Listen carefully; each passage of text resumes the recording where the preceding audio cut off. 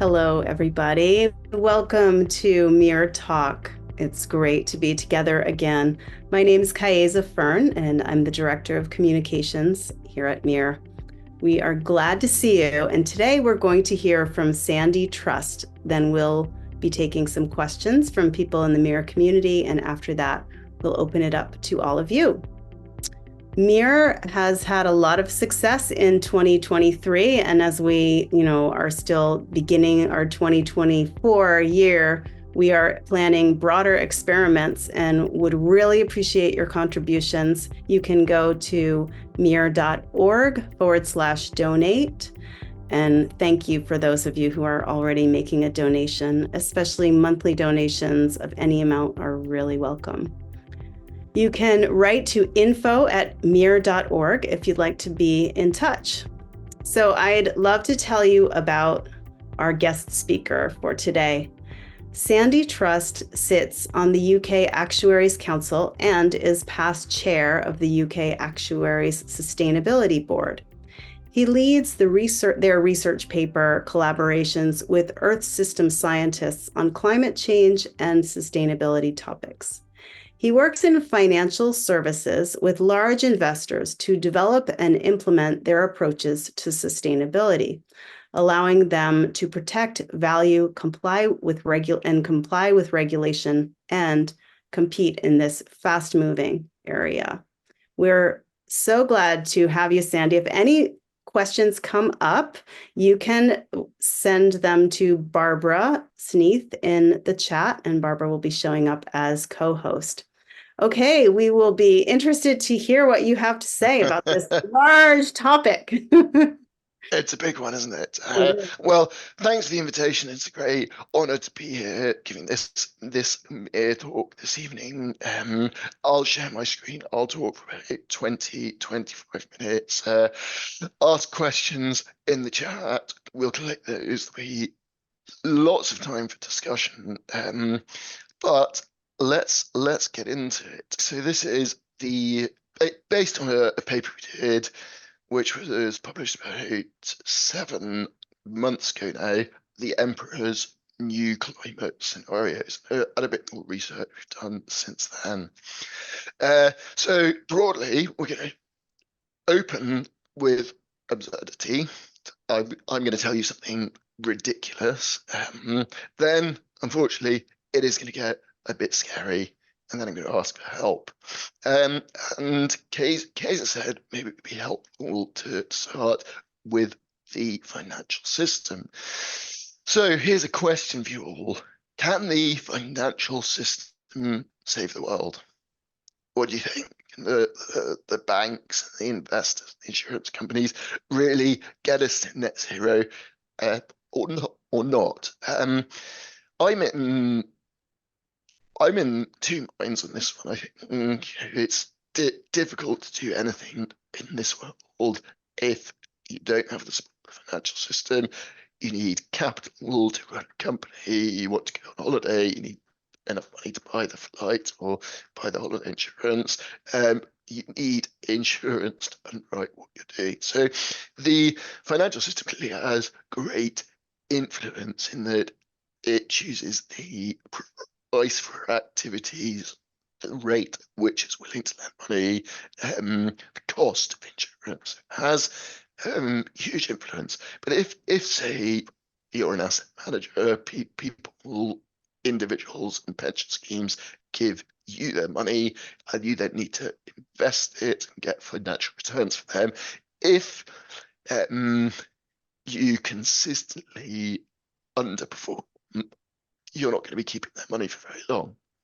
So it's very competitive. Yeah. Even if we also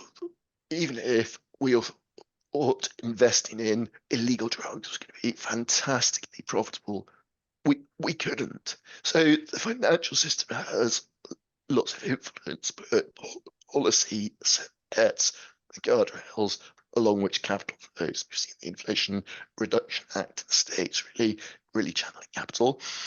I think it's also worth thinking about the complexity of the financial system. So I won't go through all of this in detail, but on the right-hand side, you can see your individual financial life, your part of the financial system, linked to the banks, linked probably to insurance companies, linked probably to some investors through pension schemes and that kind of stuff. Insurance companies, investors, banks all interact with business at the bottom, and governments at the top make the rules, and have heavy influence on what the financial sector does. So it's COP26, probably high watermark on private finance can save the world, and that's been rowed back a bit since COP26, as people have kind of recognised.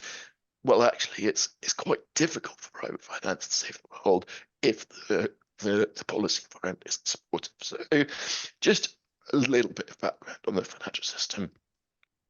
Okay, I can't see. Would you agree it is a climate emergency? Most people, most groups of people now agree it's a climate emergency. What about tipping points? Tipping points, something you've heard about in the context of climate change. I would say, more and more people have heard of tipping points. So I won't go into tipping points in detail, but we're all familiar with tipping points. You can think of a glass of water and it will tip up to a certain point and then regain stability. If you push it over, you get wet. Glass might smash. It's very difficult to put things back once they've passed their tipping point. The global financial system has a bunch of these so-called tipping points. You can see there's about 15 or 16 on that picture. The red dots are what we're most concerned about, because those are the tipping points that start to tip below 2 degrees Celsius, for about 1.3, 1.4 degrees warming, depending on who you talk to currently. So what does that mean? Again, I won't go through all of these, but if you think about it, the Greenland ice sheet, as it melts, its height decreases, and as its height decreases, it gets warmer, because you're going lower in altitude, and eventually that goes into irreversible melt. And these tipping points are connected. So the Greenland ice sheet, that massive flow of cold water goes into impacts those ocean currents, the Labrador Sea current and the subpolar gyre, and that's part of the link to the AMOC, Atlantic meridional overturning circulation. So yes, there is the potential to do things like switch off ocean currents. So it's really in our interests to not let global warming go to the point where these tipping points start to tip and cascade. What about this statement? Is this realistic? Is this alarmist? Is this hysterical? There is a level of warming that will cause a 100% loss of GDP. We've not yet taken sufficient action to eliminate that as a possibility. Now, this is a question I would say probably about 2/3 of people agree with this statement, particularly if they're briefed on tipping points. Not everybody does, though, yet. Let's look at this from the policy angle. Help the president. So you get a call from the president, and the president says, "Look, I need to make some policy decisions here. If we get to 3 degrees of warming, what is the economic damage going to be? Is it going to be a 2% loss of GDP at 3 degrees of warming, or an 80% loss of GDP at 3 degrees of warming?" If it's a 2% loss of GDP at 3 degrees of warming, I don't really need to worry about that. If it's an 80% loss of GDP at 3 degrees of warming, well, that just can't happen. So help. What's the answer? Most people people say 80. Most people say 80 now.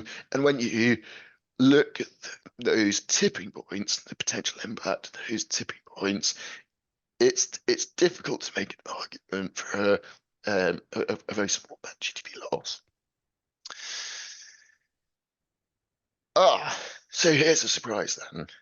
Economists have estimated the economic losses from climate change in a hothouse scenario, so that's where we don't limit global warming, where temperature rises to 3 degrees or above, to be as low as 2% of global economic production for a 3-degree rise in global average surface temperature, and 7.9%, 8% loss of GDP, so less than COVID, less than the global financial crisis, for a 6-degree rise. Well, how is that? How is that possible? Well, it's quite easy actually. There's a big disconnect worth saying between what the scientists are saying. The scientists are saying significantly reduced human habitability above 1.5, 2 degrees. The economists are saying it's a nothing burger, nothing to worry about. Well, what you do is this. You look backwards and you say, well, what happened in the past when it got a bit warmer? Because with climate change, it's going to get a bit warmer. So you look at what happened in the past when it became a bit warmer, and people worked a bit less. And then that's my favorite bullet, the third bullet here. You say, well, climate impacts the weather, so anybody who works indoors won't be impacted. So we can exclude 87% of the economy from our calculations.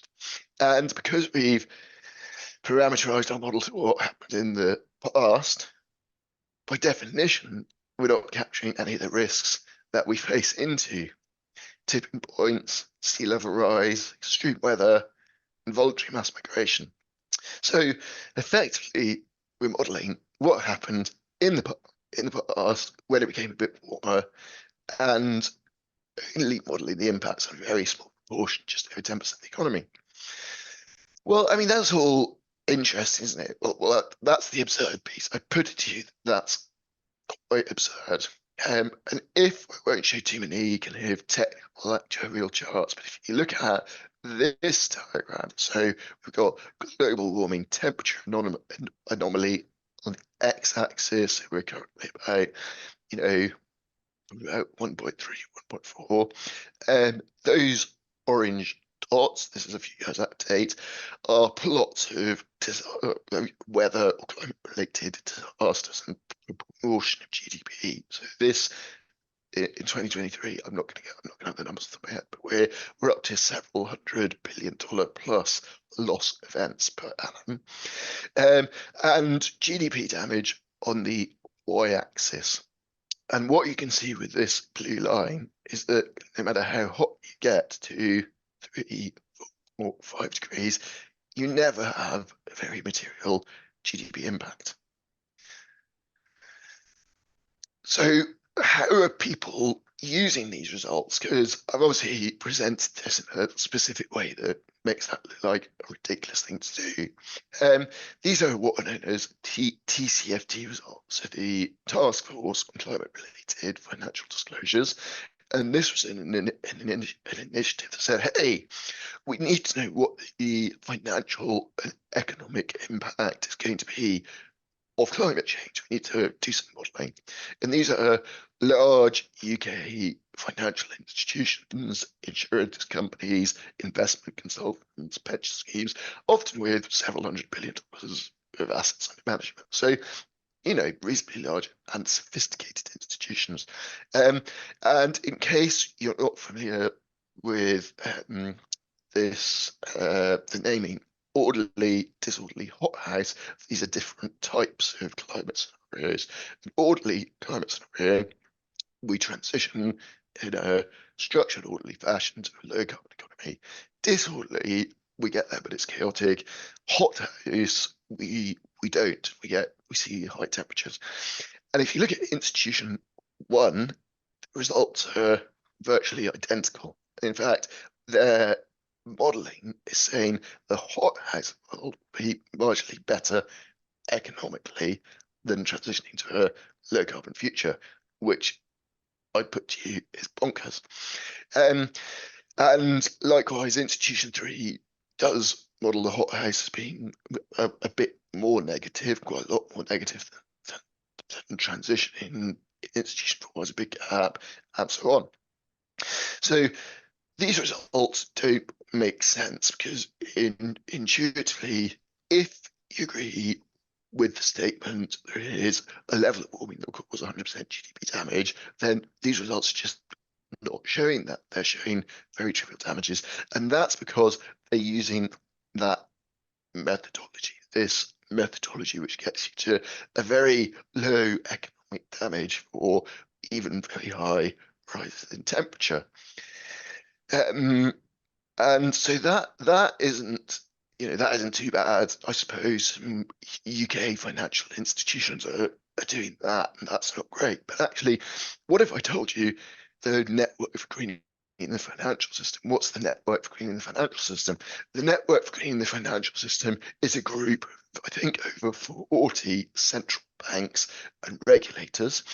And these groups of central banks and regulators are using this methodology to test the resilience of their financial systems to climate change. And they're also specifying that financial institutions use this methodology to assess the risks. So we have this, hence the name of the paper, The Emperor's New Climate Scenarios, where we have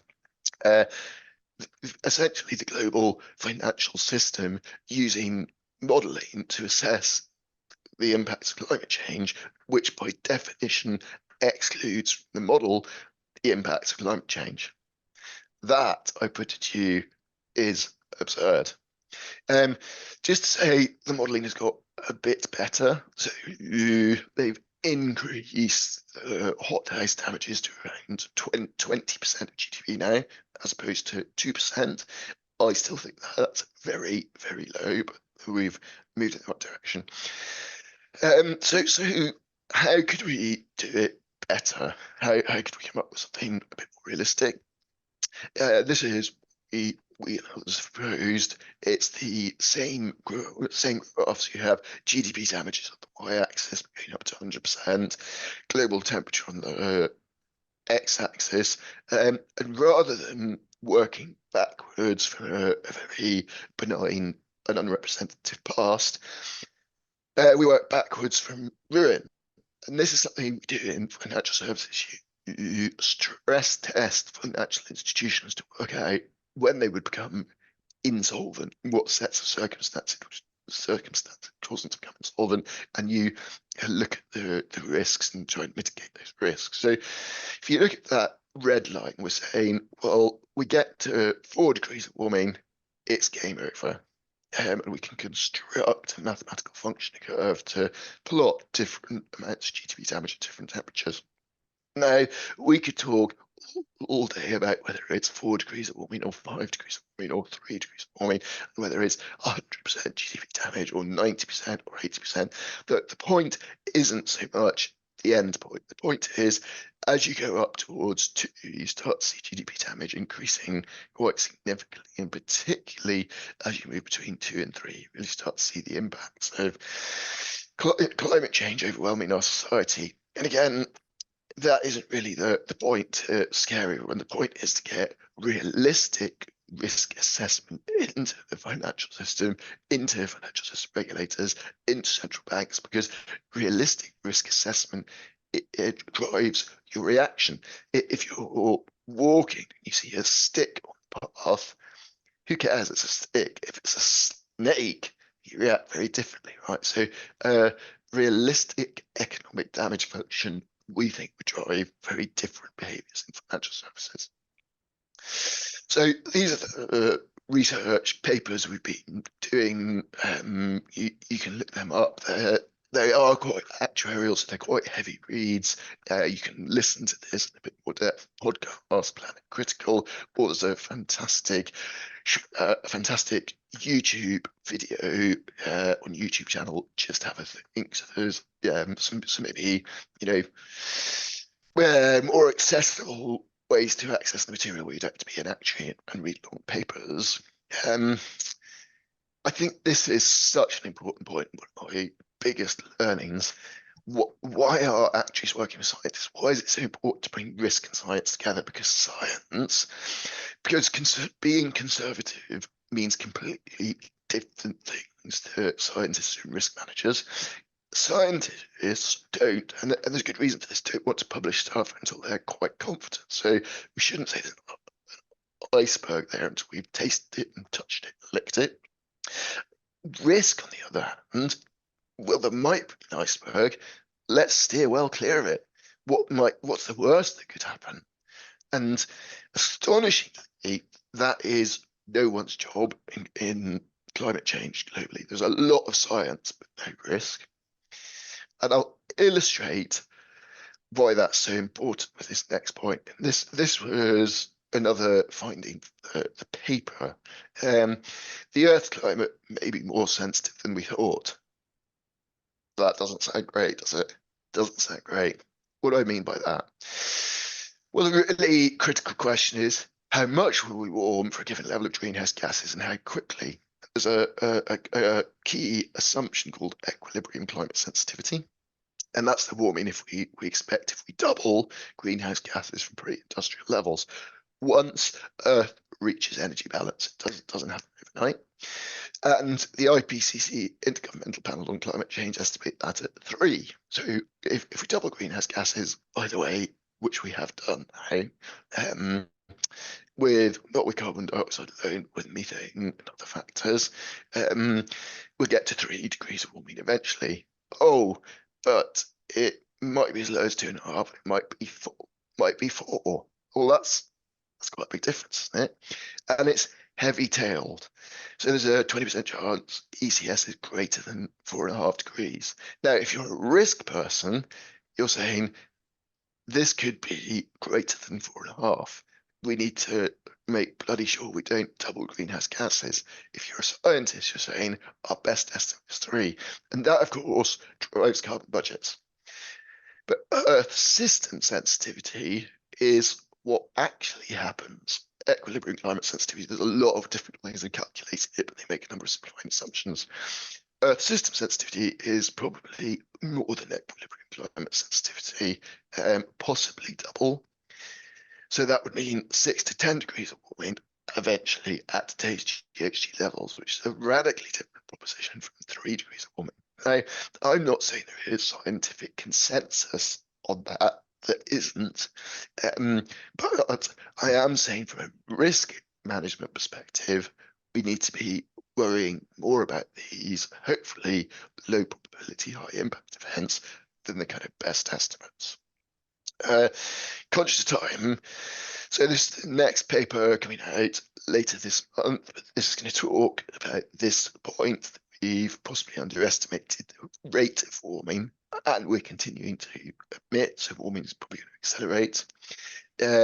Certainly 1.5 degrees by 2030 and 2 by 2050 without radical change. And then when you think back to the risk assessment, that's obviously incredibly serious because of those tipping points.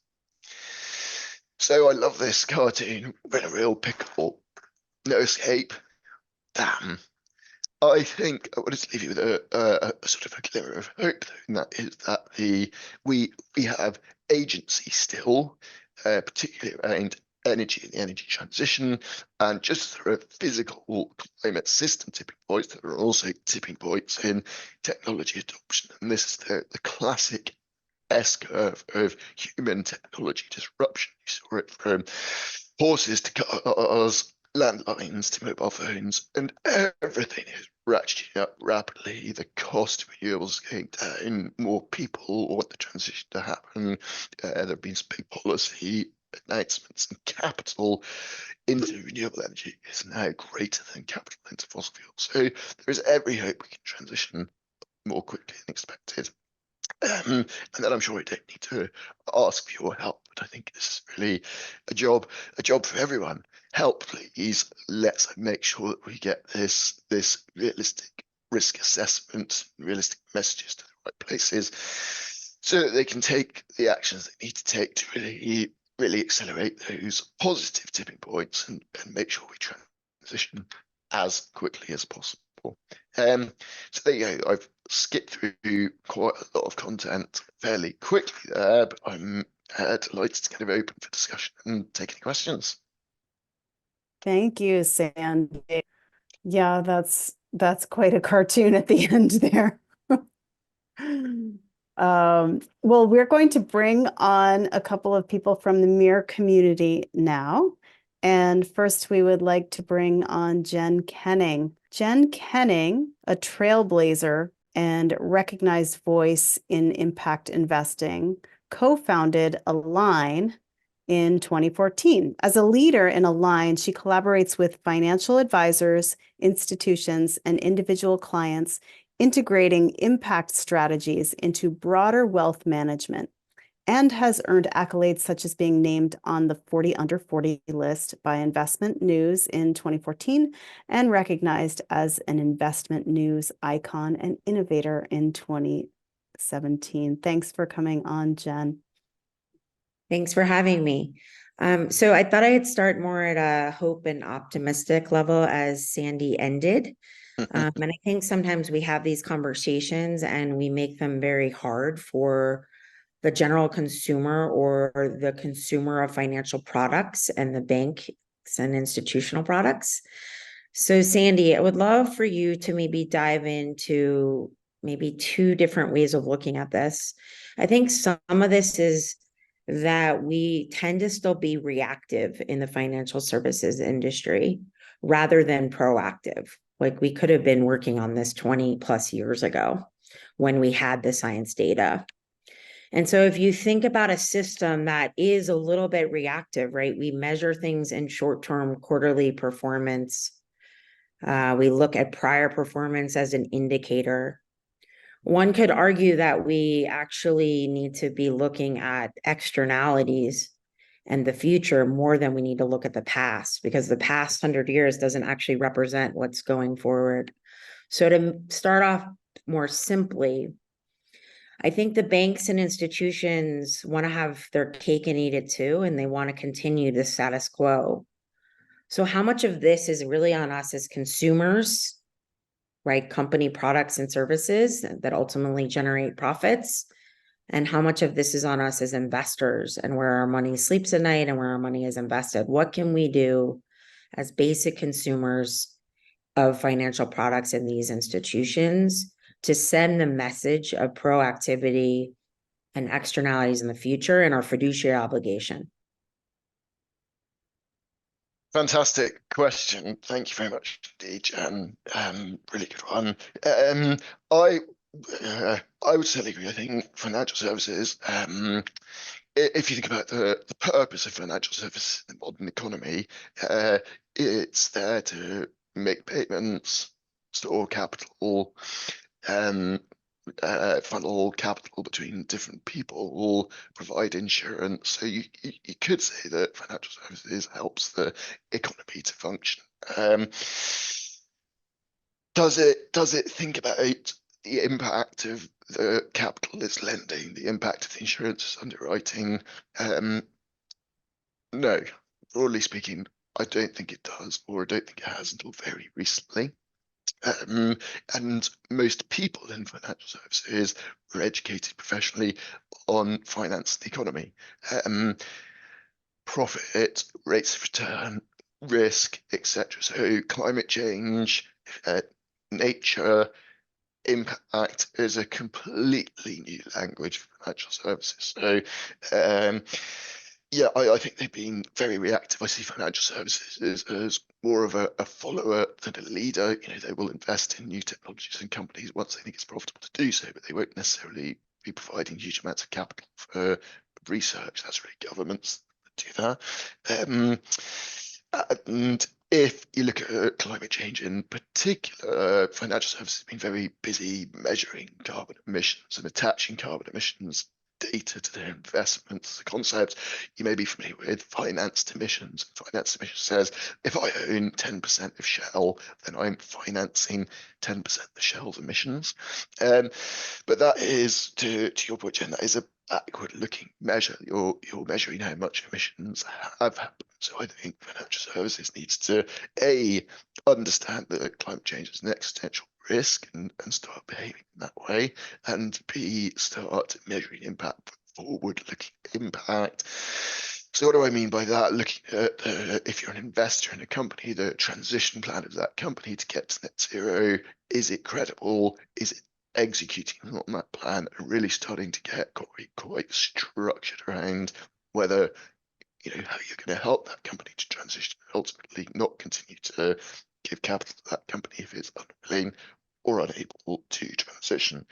And in particular, the minute the regulators go after costs and charges in financial services are very active, lots of policy activity, all the rest of it. They're much less active on climate change. So I would like to see them being, to use your words, much more proactive, much more future focused, much more concrete and active lobbying, in particular for those transition accelerating policies, those policies that are going to get us up that S-curve quickly. Yeah, so if you think about and I totally agree, and that we need financial services systems, and I actually think we need to reimagine the system. That'll be a different podcast. Or yeah. But if we just say that this current system doesn't work in its current construct, the scoreboard is misaligned. The scoreboard of the past doesn't represent the scoreboard of the future, and that actually an livelihood on the planet is at risk, whether it's 2050 or 2100, and that we as humans today have a fiduciary obligation. What would you say would be the most kind of recommended resources that professionals especially can use to deepen their climate literacy? And then can you also kind of dispel this myth that we have to sacrifice returns? Because it just isn't true.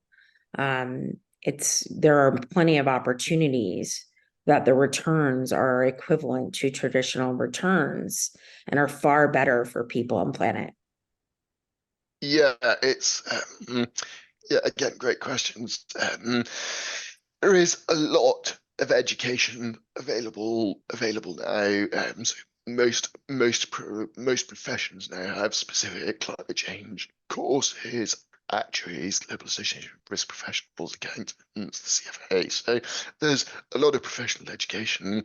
There's quite good content out there for free. There's like a lot of university-led courses, which are a bit more expensive, and lots of institutions are doing in-house training. And I think really financial professionals should, in my view anyway, be climate literate, nature literate, really, and that's got a big shift from being financially literate. So there is an education piece. I think there's a purpose piece around financial services thinking about delivering positive real world impact, not just financial profits. And I think that there's a hugely important incentives piece. If you're a fund manager and your incentive is to make returns and to have a really big fund, and those are the two things that pay your bonus, then you're going to tend to focus on having a really big fund making returns. The returns point is super interesting. I think, to that point you made on kind of short-termism and quarterly performance. Unless you track the markets, unless you buy the Dow Jones or buy whatever, then you will deviate from the market at some point, either up or down, depending on how the stocks you hold perform against the market. Green stocks outperformed for a decade, really up to the Ukraine war, and then you had a number of factors. Inflation went up, and that increases interest rates, and that hits the valuations of growth stocks. So, just the kind of sort of mechanistic pricing will reduce the value of those stocks when interest rates go up, plus energy outperform. So the last few years, I've seen traditional fossil fuel stocks doing very well and outperforming, and of course, that is being picked up with great enthusiasm by people who would seek to delay climate change. Plus, you've had particularly in America, the anti-ESG movement driven by the red states. That's been a significant distraction. And I mean, if you think about it, I don't know, a big manufacturer and they've got a factory close to the sea and the storm's getting worse from climate change, then that company could lose value due to a weather event or something like that. So that isn't kind of being a hippie. That's hard-nosed financial analysis. So there's that pushback on investors using factors like that to make financial decisions has been really helpful too. But yeah, I mean, I think in the long term, the renewable stocks are going to scale and scale massively. Yeah, I don't know if we have time for one or two more questions from me, and I definitely want to make sure we open it up to the broader group. But maybe I say my last question. I have many questions on the report that are more forward what you've shared here, from kind of the urgency, absurd, and like help everyone get on board. But if you think about short-term nature, if we just go back to that, because you said a couple of key things that maybe I'll summarize and you can close out with this question is, if GDP is only affected by 2% and leaders of countries and organizations are short-term in nature, whether that's 4 years, 8 years, or 20 years, it is still short-term if you think about the long-term nature of the conversation we're having. Don't we need to be incentivized, because people don't stay long enough to really realize those returns or see the negative externalities? Don't we need to incentivize financial services working with policy, working with the ultimate consumer to drive this forward in a collective action? And sometimes I feel like we focus on one sector versus, I really believe we're all going to sink or swim together, right? We're all going to go down together, or we're all going to rise together. No one's escaping. Like we saw that through COVID and other factors in the last 5 years.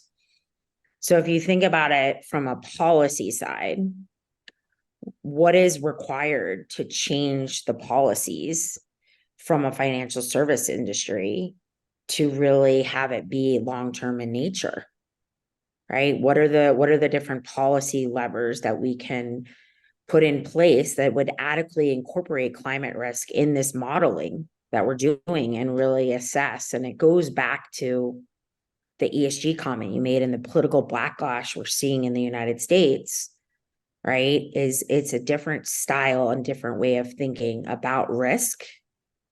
And I would say there's opportunity there. But what's the factor around policy? Because I think we often leave it out, and it's a huge piece of the equation. Back to your bureaucracy comment. Yeah, there's a lot in there. So I think there's a few things. If you think about a person's pension that's invested over 20, 30, 40, 50 years, in financial services, we focus on the numerator. What I mean by that, we focus on how big a pot of cash can we get that person in 30, 40, or 50 years' time. But actually, the value of that pension is going to depend on, is the world working in 30, 40, 50 years' time? How bad is climate change? Is there massive food shortages driving inflation? Oh, I wanted to take my grandkids skiing, but there's no snow anymore, or whatever it is, right? So the utility, the value of that pot of money in the future is going to be hugely impacted by the denominator. So I think that's part of it, to try to land that message that it isn't just about short-term financial return, because we need to steward the wider ecosystem to spend that money in. I think the realistic risk assessment and downside losses is important, because policymakers, or it's you could kind of summarize the deal as policymakers say, well, we'll keep you safe and create an environment for GDP to grow so that you guys can work hard, make money, and have prosperity. So if you can paint this as a very immediate and material threat to GDP, I think that helps to encourage the policy piece. And then there's some easy stuff. I mean, financial institutions are full of very clever people who are very good at optimizing the financial gain. So the minute you have some fiscal incentives, like for example the Inflation Reduction Act, those financial institutions are going to be channeling capital in that direction. The minute you introduce some capital incentives, you say, 10% less capital if you invest in green stuff, whatever it is, those financial institutions will be channeling capital that way. The short-term, long-term piece is really interesting, but I often think of it like, imagine you were sailing a boat from Britain to America. If you're racing, you have to sail the boat as fast as possible, but in the right direction. So your short-term financial returns are like the boat speed, but you want to get to America. If you head off to Africa at high speed, you're never going to win the race, and that's by having a financial system that, broadly speaking, is set up to do profitable things that therefore support GDP. We're in danger of just going the wrong way as quickly as possible. Yeah, I agree with you. Tongue in cheek, I often say to clients, we used to have to predict where you need to be on a certain place on land to avoid the floods or the catastrophic event with your home. And now we can no longer predict that. So now we say, just build yourself a houseboat so you can float in any type of environment, no matter what's coming, because we can't predict what climate's going to look like in any of these financial models in the next 20 years. Yeah. So I have plenty more questions. Thank you for the research. Thank you for the summary. I know it's a lot to ask people to read a quite dense paper. I found the paper fascinating. I encourage everyone to read it. I'm going to pass it back to you and the MEER team. I'm happy to jump in with other questions if there's time permitting towards the end. Thank you. Thank you so much, Jen. Yeah, build a houseboat. So we'll bring on Joe Howd next. Joe Howd is president of North County Climate Change Alliance in San Diego and chair of the XCOM of the North County group of the Sierra Club. He has followed MEER monthly since our webinars have begun and appreciates our work. And thank you for coming, Joe. Well, thank you so much. I also have many questions. Let's begin with the fact that there has been a multi-billion-dollar weather disaster in the US every 2 weeks in 2023. And in numerous states right now, including California, where I live, several insurance companies have either stopped selling homeowners insurance or raised the price, by a factor of 10 or more in some cases, so that there's a risk to the home mortgage and home buying market. Doesn't it make sense to say that when you have these, going back to these multi-billion-dollar disasters, the repair adds to GDP, which leads one to ask whether GDP is a measure of economic well-being, because we're just recovering the mess that we've made, so to speak. Kate Rayworth at Oxford suggests that maybe GDP is not a very good measure, as do others. What are your thoughts about risk and using the GDP as a measure, which you have been doing and talking about? And how do we deal with the possible collapse of our home buying market? Yeah, thanks, Joe. There's quite a few things in there. Very interesting. So yeah, I mean, I think in the US, I mean, you clearly have the numbers better than I do, but the stats I have is in 2023, by mid-September, the US had experienced $23 billion plus events. The average since 1980 is 8, and the average for the last 5 years is 18. So there is a clear trend, right? It's the classic kind of hockey stick. And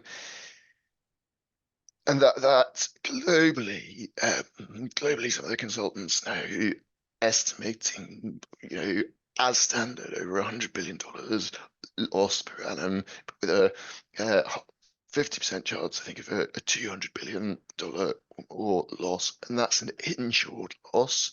And total losses, because there's an insurance cap, maybe 3 or 4 times that. So we're at the rate, the current trajectory, we're heading towards trillion dollar plus losses in some years in the future globally, which is, starting to get to significant percentages, well, not significant, but, percentages of global GDP.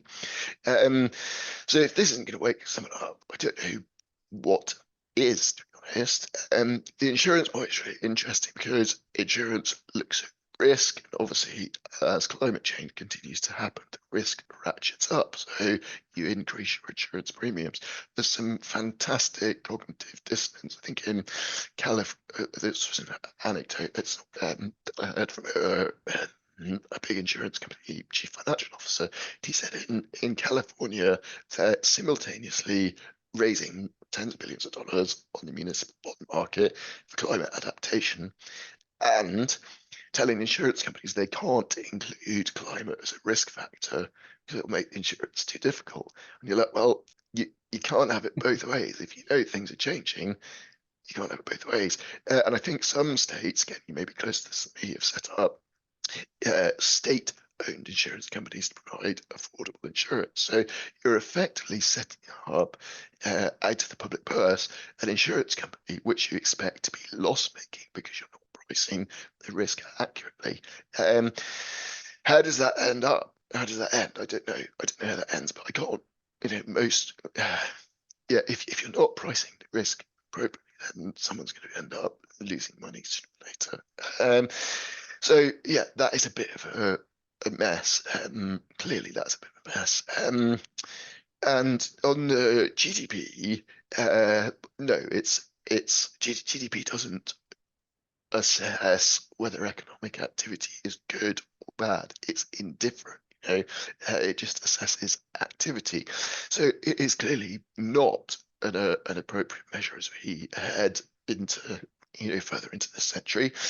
You could argue that it didn't do badly kind of in the post World War II period when there was a big focus on improving prosperity. Let's have more money. More money means better jobs, education, healthcare, standards of living, etc. And there has been a huge amount of wealth created and a huge amount of people lifted out of poverty, although still the same number of people in poverty. So you could argue that GDP wasn't a dreadful metric as long as you weren't breaching planetary boundaries.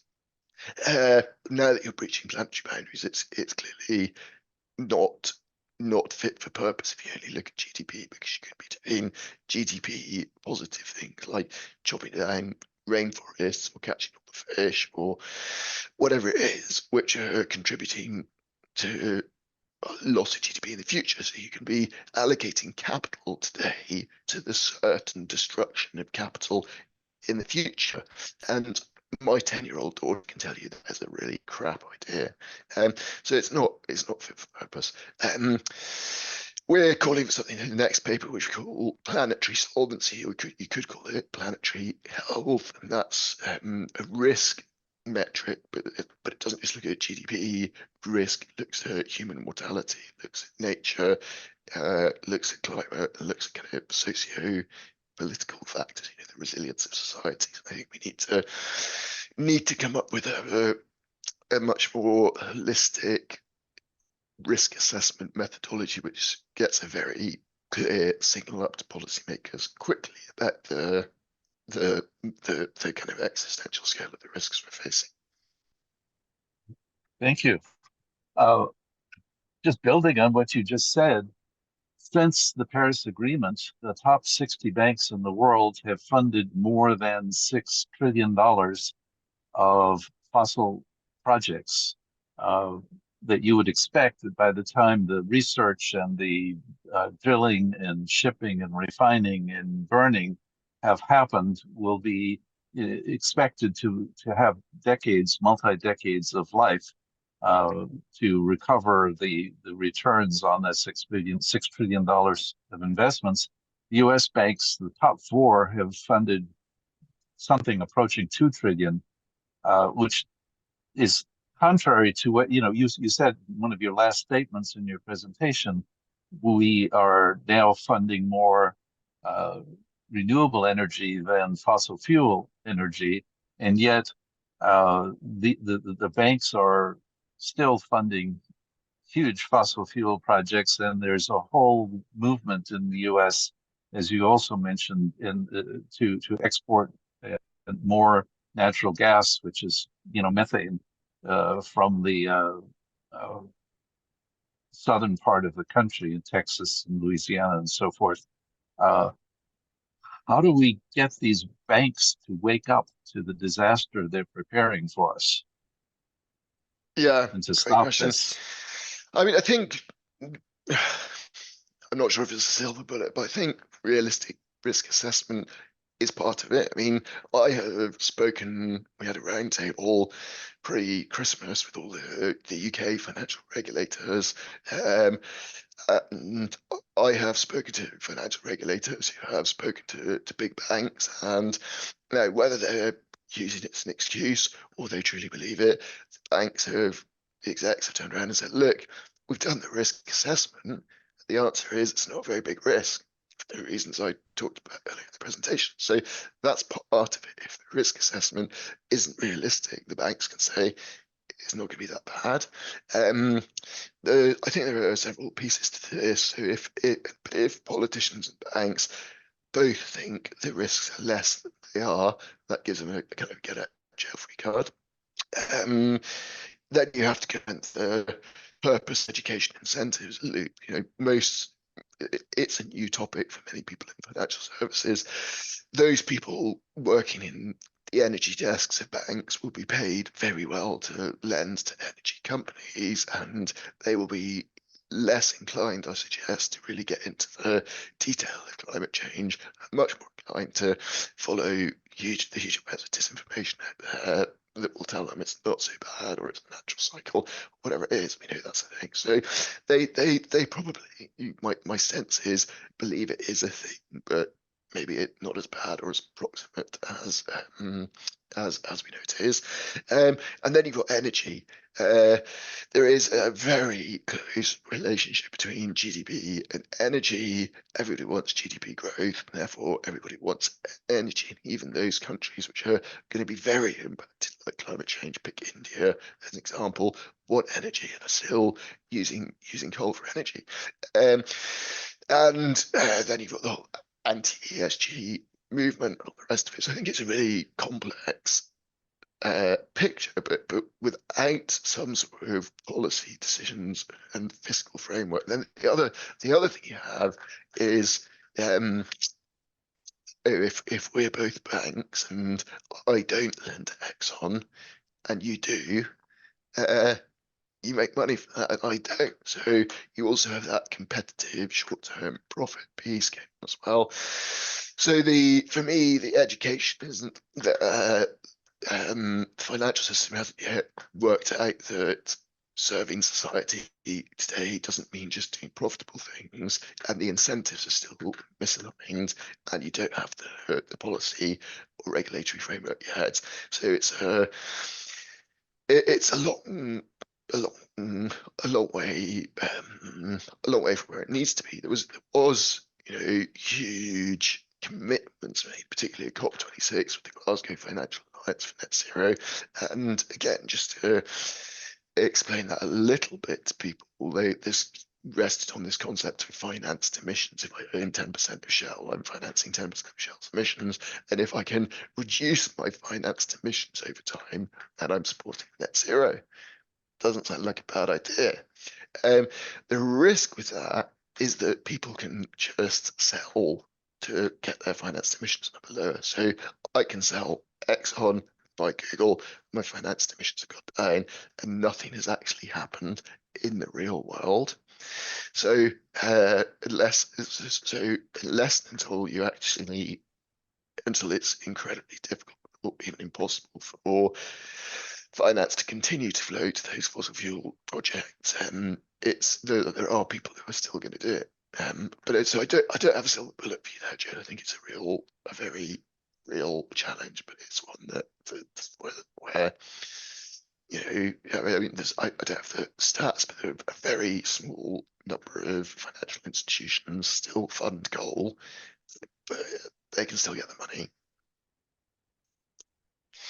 But you did say, could I just come in just for a sec? Last point. I think that we as individuals, as companies, have actually huge influence here, but very, very few people that I come across are really aware of this issue. Very even fewer would actually contact their bank and make a fuss about it. Even fewer would actually move their bank account. So I do think there is an opportunity for society here to influence those financial institutions, but we're not doing it yet. This is one of the places where your help would, cry for help would really matter, it seems to me. Well, one more question I could ask. I also have a long list, but the Gulf states in the last year had almost $1 trillion of earnings, all off of fossil fuel, of course. And Gordon Brown, the former British Prime Minister, in his book, Permacrisis, A Plan to Fix a Fractured World, said this is one of the great scandals of our times, that they had this $1 trillion of earnings in 1 year, and yet worldwide we can't find $100 billion to deal with loss and damage that global South countries need. And we need to have global windfall taxes, loan guarantees for the global South, and more. How do we get those policies? And do you agree that this makes sense? And how do we get policies that are more sensible? Yeah, I do agree. It makes sense. We have plenty of capital, more than enough capital. The numbers that are bandied about as big numbers to do the energy transition are not bigger than the amount we would be investing in energy anyway. Like the numbers that are bandied about the number of the amount of critical minerals we need to mine are way less than the amount of fossil fuels we extract annually. So there's a lot of clever use of positioning of terms. Yeah, again, it's difficult. I guess it's a UK financial institution that wants to invest in a solar farm in Namibia, say. You've got currency risk, and you have political risk, and you have therefore capital charges. So if as a UK financial institution I invest in a UK offshore wind farm, I can probably get a small capital charge on that investment because it's seen as a low credit risk. Whereas if I invest in an equivalent installation off the coast of Africa, I'm going to have quite a high capital charge. So one thing is the regulatory capital structures to make it equivalent to invest in equivalent for money to be channeled overseas or to non-developing world, whatever it's called it. We have to again change the incentives for financial institutions, and it's a term that's talked about a lot, but that's really where the public money can help to de-risk and help financial institutions to manage some of that risk. So we clearly have more than enough capital. We need to just get it flowing better. So people talk about kind of blended finance, where a multinational development bank will help to de-risk the investment.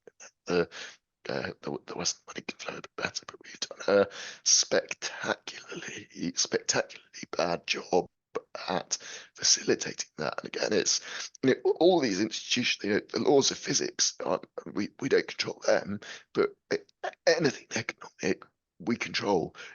All the constructs today, economically, regulatory rules, solvency rules, we live in the imaginations of our ancestors and our predecessors. Somebody dreamt all this stuff up, and that means we have the power to change it. So there's, again, it's moving too slowly, but there was a lot of positive noises coming out of COP.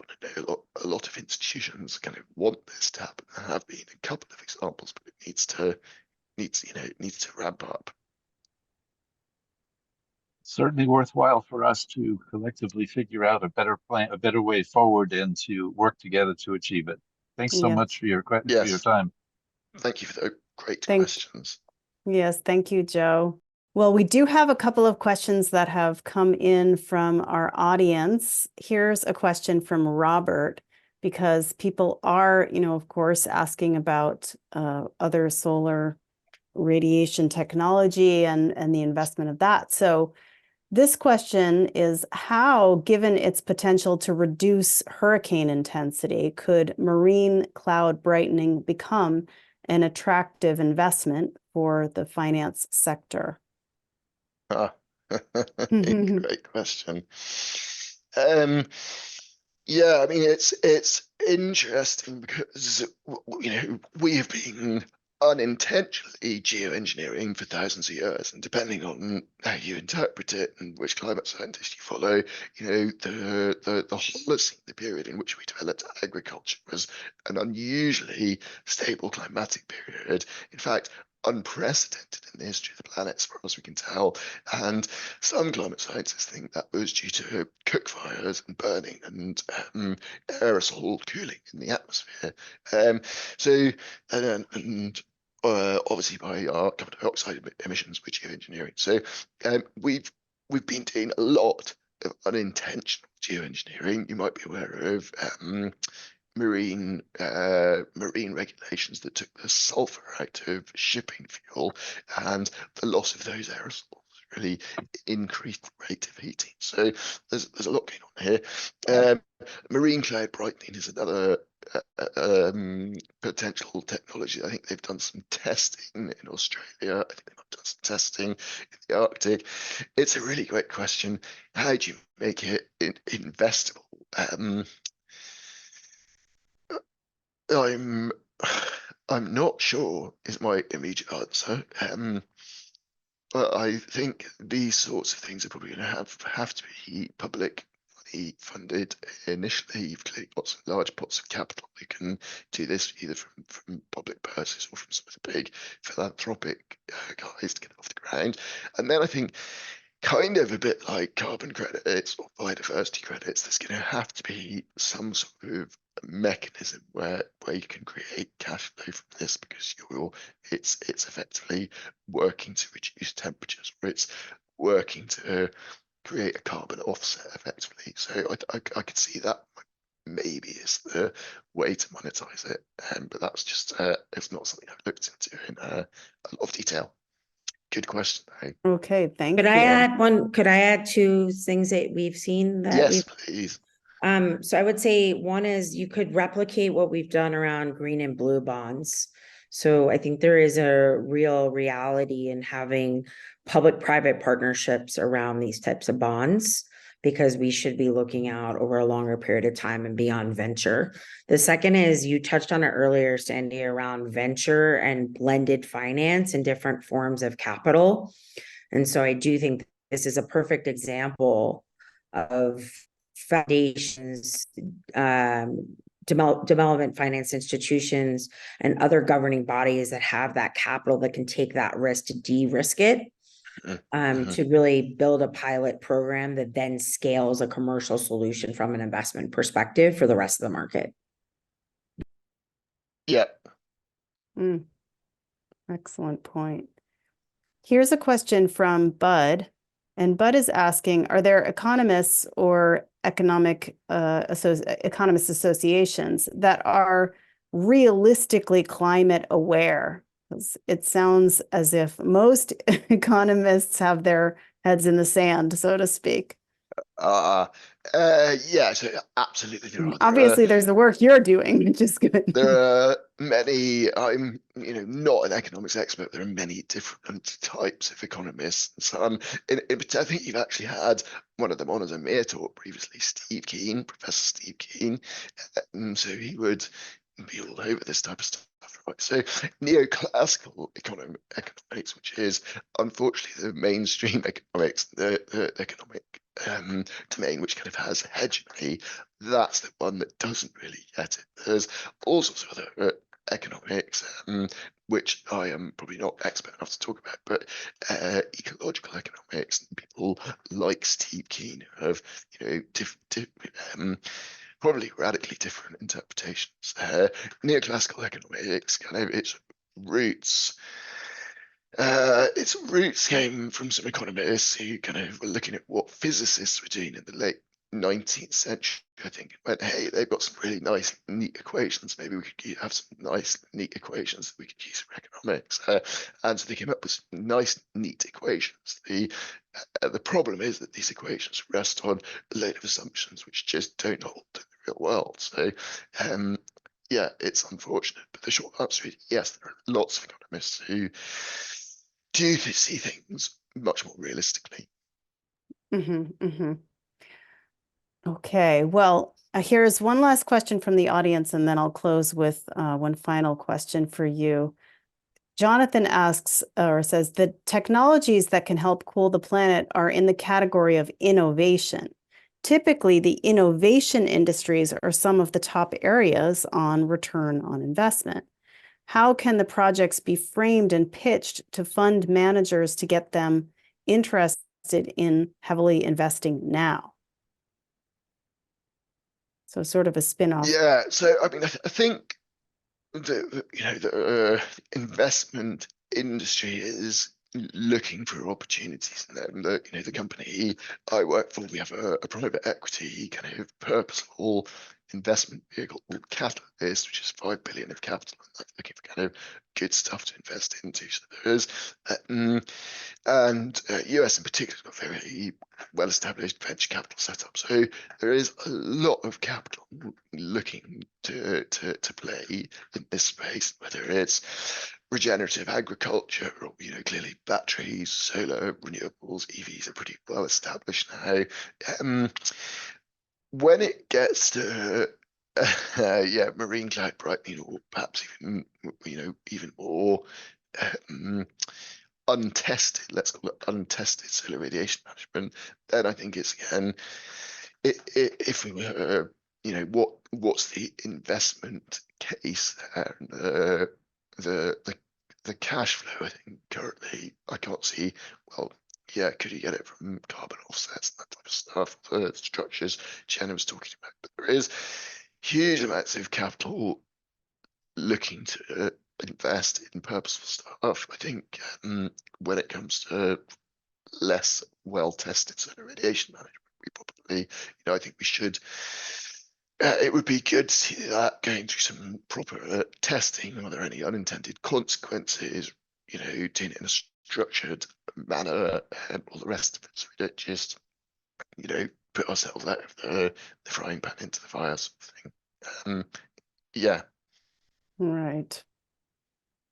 Okay, well, here's a closing question. This is from Kathy on our team, who read your paper, and the subject of how consumers, as consumers, we really have this opportunity to help guide what is happening. So Kathy asks, for those of us who have money set aside in some form of retirement, what questions should we be asking our financial managers or institutions to push them to prioritize the inclusion of common sense and realistic quality climate change scenario modeling and all of that?